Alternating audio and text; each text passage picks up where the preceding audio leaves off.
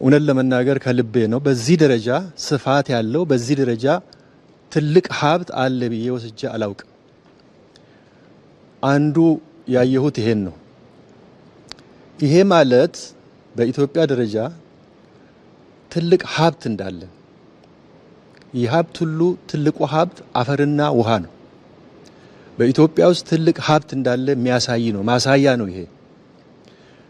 ግን ይሄ ሁሉ ሀብት እያለ እግዚአብሔር እነዚህን ሁሉ መርቆ ሰጥቶ ለዘመናት ለማኝ ሆነናል፣ ድሃ ሆነናል። ድሃ ክብር የለውም። ይሄንን ስናይ እልህ ሊይዘን ይገባል። ለምን? በእውነት ለመናገር ይሄንን ሁሉ ይዞ ድሃ መሆን ያሳፍራል። ይሄ መነገር አለበት፣ በትክክል መነገር አለበት፣ ህዝቡም ማወቅ አለበት። ይሄ እንደተጠበቀ ሆኖ ግን አሁን የተጀመረው ስራ፣ በድፍረት የሚወሰነው ውሳኔ፣ በፍጥነት የሚያልቀው ስራ እና ትልቅ መስዋዕትነትን የሚጠይቅ ስራ ደግሞ ተጀምሯል።